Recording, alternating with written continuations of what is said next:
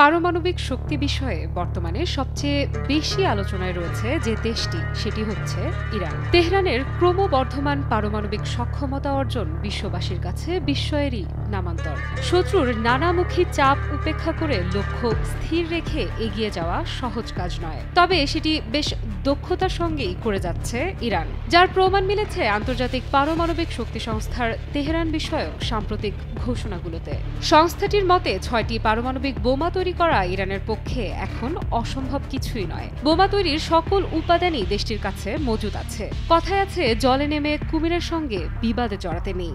এক্ষেত্রেও তার ব্যতিক্রম ঘটেনি। দেশটির আধিপত্য অর্জনের সব থেকে বড় বাধা হয়ে দাঁড়িয়েছে সর্বত্র শক্তির বড়াই করে নাক গলানো রাষ্ট্র আমেরিকা। মধ্যপ্রাচ্যে তাদের মোড়লগিরির শেষ পেরেক ঠুকবে ইরান, এটি কোনোভাবেই মানতে নারাজ মার্কিন যুক্তরাষ্ট্র। তাই তো শুরু থেকেই অভিনব সব পদ্ধতি তৈরি করে তেহরানকে নানাভাবে আটকানোর ব্যর্থ প্রয়াস চালিয়েছে পশ্চিমারা। বলাই বাহুল্য, সেসব বাধা বিঘ্নতা পেরিয়ে ইরান এখন সুপার পাওয়ার হওয়ার পথে।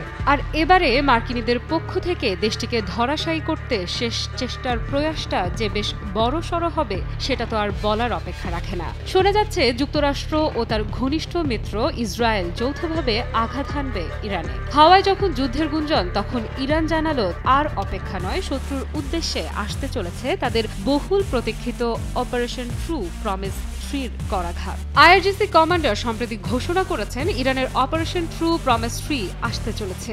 নির্ধারিত সময়ে বাস্তবায়িত হবে অপারেশনের তৃতীয় ধাপ।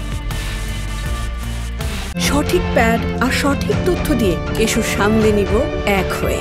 Mona Lisa sanitary napkin. আইআরজিসির deputy coordinator Ali Fazli operation true promise 3 দিকে ইঙ্গিত করে বলেন, ট্রু প্রমিসের প্রথম এবং দ্বিতীয় ধাপ ইতোমধ্যেই সফলভাবে বাস্তবায়িত হয়েছে এবং তৃতীয় ধাপ পরিকল্পনা অনুযায়ী সম্পন্ন হবে। এর আগে ইসলামী বিপ্লবী গার্ড ক্রপস বা আইআরজিসি প্রধান মেজর জেনারেল হোসেন সালামি জানিয়েছিলেন, ইসরায়েলের বিরুদ্ধে প্রতিশোধমূলক ট্রু প্রমিস 1 এবং 2 অপারেশনগুলোতে যা দেখানো হয়েছে তা শুধুমাত্র সতর্কবার্তা ছিল।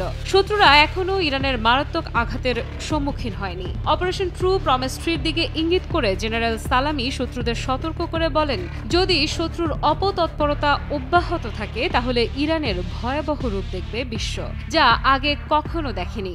ইরান এখন অনেক বড়। ইরান এতটাই শক্তিশালী হয়ে উঠেছে যে পুরো পৃথিবীকে কাঁপিয়ে দিতে পারে। দেশটির সক্ষমতা শত্রুর ধারণার বাইরে।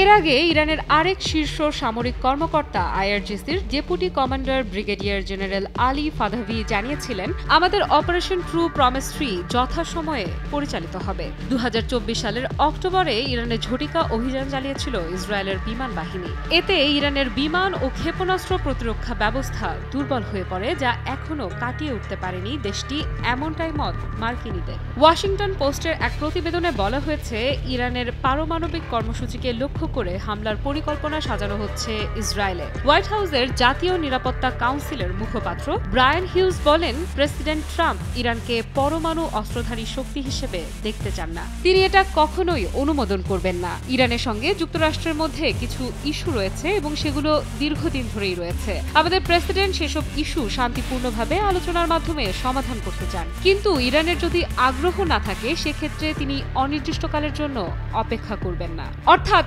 সমঝোতা না হয় যুদ্ধ, এমনটাই ভবিষ্যৎ রাজনীতির সমীকরণ। এর আগে সিরিয়ায় ইরানের কনসুলেট ভবনে ইসরায়েলের হামলা এবং ইসলামিক বিপ্লবী গার্ড ক্রপস আইআরজিসির জ্যেষ্ঠ কমান্ডারদের হত্যার প্রতিশোধ নিতে কয়েক দফায় তেল আবিবে ড্রোন ও ক্ষেপণাস্ত্র চালায় ইরান। অপারেশন ট্রু প্রমিস ও অপারেশন ট্রু প্রমিস 2 নামে ওই হামলা পরিচালনার মাধ্যমে পশ্চিমাদের নিজেদের সামরিক এবং প্রতিরক্ষা শক্তি সম্পর্কে কঠোর বার্তা পাঠায় ইরান। এবারে তেহরানের শীর্ষ নেতাদের কাছ থেকে একে একে আসছে অপারেশন ট্রু প্রমিস 3 কড়া হুঁশিয়ারি। খুব সম্ভবত আলোচনার টেবিলের বদলে যুদ্ধের দিকেই আগাচ্ছে মধ্যপ্রাচ্যের উত্তপ্ত রাজনীতির অঙ্গন।